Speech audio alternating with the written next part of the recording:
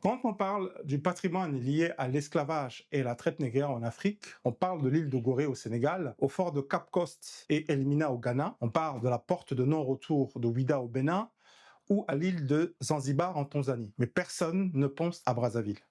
Oui, vous avez bien entendu.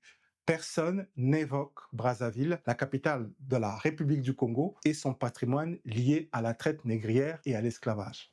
Nous sommes Yanzika Travel, nous sommes une agence de voyage spécialisée dans le tourisme premium dans le pays du bassin du Congo. Je vous invite à découvrir nos destinations reparties entre la République du Congo, la République démocratique du Congo, le Gabon et la République centrafricaine en visitant notre site internet yanzikatravel.com. Et dans cette vidéo, je vais vous révéler 5 lieux de la capitale de la République du Congo qui sont liés à l'histoire de l'esclavage et de la traite négrière.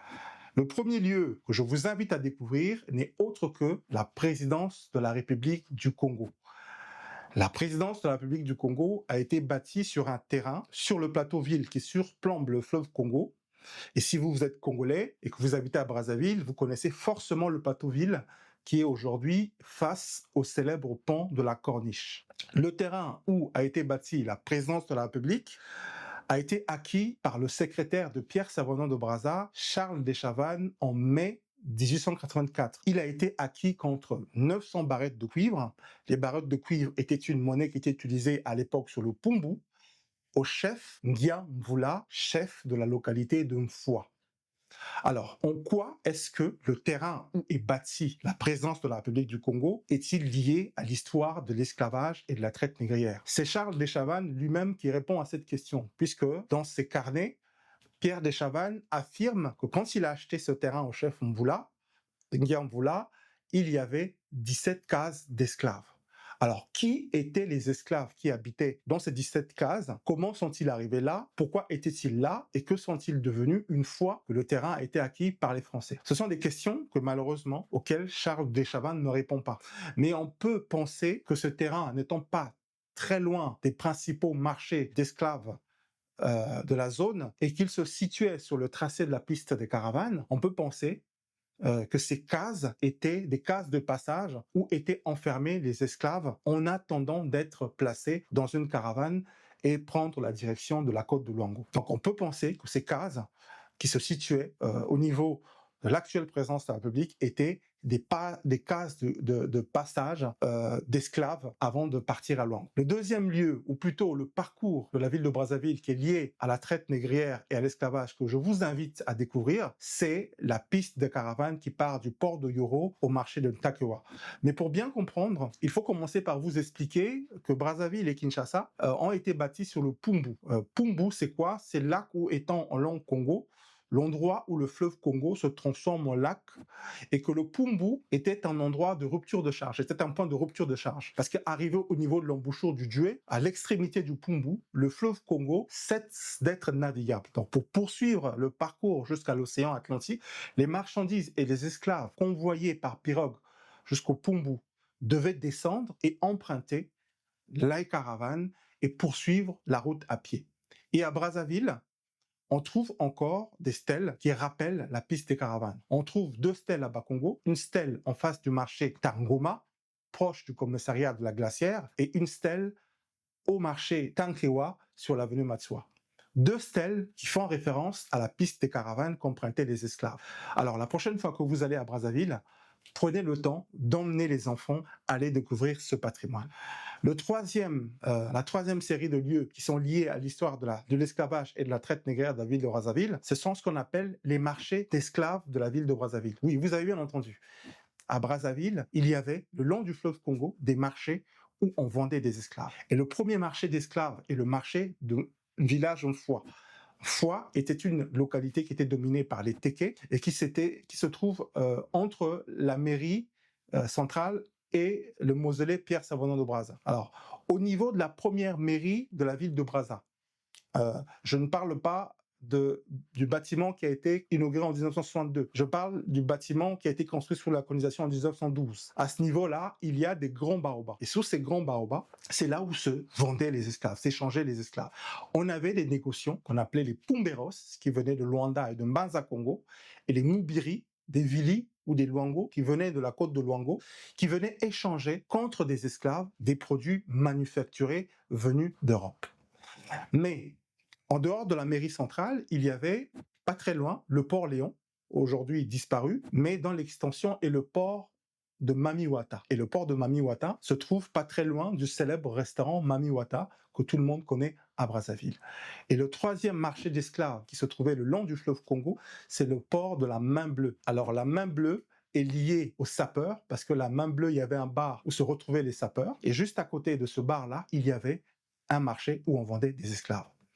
Alors, on peut se poser la question, pourquoi ces marchés se situaient tous essentiellement près des ports sur le fleuve? Alors, une fois de plus, parce qu'il faut comprendre qu'à l'époque, le cours d'eau, le fleuve Congo, était le principal artère entre le nord et le Pumbu. Donc, les esclaves venaient arriver sur le Pumbu en bateau et étaient donc échangés au pied des pirogues avant d'emprunter justement la piste de caravane pour aller à la côte de l'Angle. Le quatrième lieu qui est lié à l'histoire de l'esclavage est l'actuel état-major général des forces armées congolaises, situé juste à côté de la mairie centrale de Brazzaville.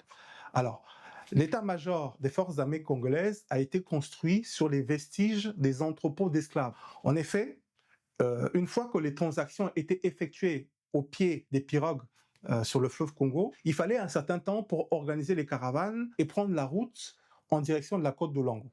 Donc, en attendant, les esclaves étaient parqués et gardés dans des prisons qui étaient sous l'actuel état-major. Un peu comme pour les 17 cases d'esclaves qu'on a vu tout à l'heure de la présence de la République. Donc, on prenait les esclaves, on les mettait d'abord dans des entrepôts, on les stockait d'abord avant effectivement d'organiser les caravanes et de prendre la route pour aller vers Luango.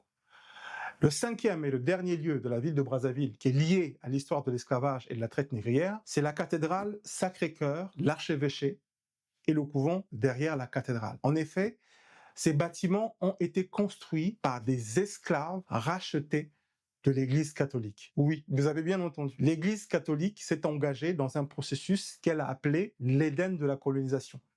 L'Église catholique s'est mise à racheter à la fin du 19e siècle, au début du 20e siècle, des enfants esclaves. Des enfants esclaves qui ont été utilisés comme main-d'œuvre pour construire les premiers bâtiments de l'Église. Et parmi ces bâtiments construits par les enfants esclaves rachetés par l'Église catholique, il y a la cathédrale Sacré-Cœur de Brazzaville et l'archevêché. Donc la prochaine fois que vous allez prier à la cathédrale Sacré-Cœur de Brazzaville, souvenez-vous que ce sont nos ancêtres esclaves rachetés qui ont construit ce bâtiment.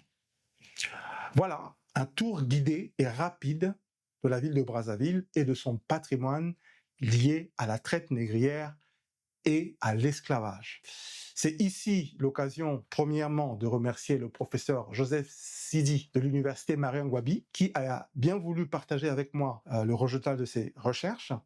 C'est grâce à lui que j'ai pu vous faire découvrir ce patrimoine que la majorité des Congolais ne connaissent pas. D'ailleurs, dites-moi, vous qui regardez cette vidéo, dites-moi en commentaire si vous aviez déjà, avant cette vidéo, entendu parler de ce patrimoine. Ensuite, j'aimerais lancer un appel. Je l'ai déjà dit et je le redis. Nous sommes en train de construire un grand mémorial lié à l'histoire de la traite négrière. C'est le plus grand mémorial de l'histoire de la traite négrière de la côte occidentale. Je parle évidemment du mémorial en cours de construction à Luango. Mais les esclaves qui embarquaient à Luango, parce que Luango était une porte de sortie, ces esclaves-là venaient de quelque part. Alors, ils ne venaient pas tous du Pumbu, mais il y avait dans le bassin du Congo des axes d'approvisionnement d'esclaves. Alors, si nous valorisons la porte de sortie, il nous faut aussi, dans la logique, valoriser l'ensemble des réseaux qui permettaient d'alimenter la porte.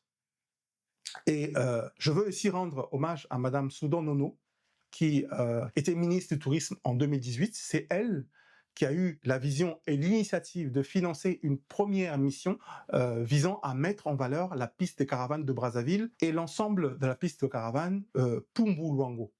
Mais ce travail doit être poursuivi, puisqu'il y a encore des vestiges tout au long du parcours entre Brazzaville et Pointe-Noire qui restent à découvrir et à valoriser.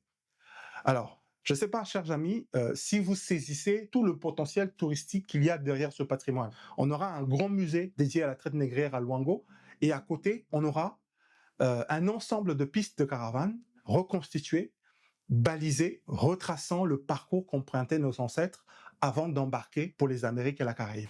À ma connaissance, il n'existe pas pareil patrimoine en Afrique. Ça sera un patrimoine unique, une porte de sortie et l'ensemble des parcours qui permettaient de l'alimenter. Donc de quoi pouvoir attirer des touristes du monde entier et notamment des touristes afro-descendants en quête de leur identité. Pour conclure cette vidéo, je ne veux plus entendre des gens me dire « Ah, j'étais à Brazzaville avec les enfants, je ne savais pas quoi faire et quoi visiter ». Vous n'avez plus d'excuses, hein. Allez voir les endroits que j'ai décrits dans cette vidéo.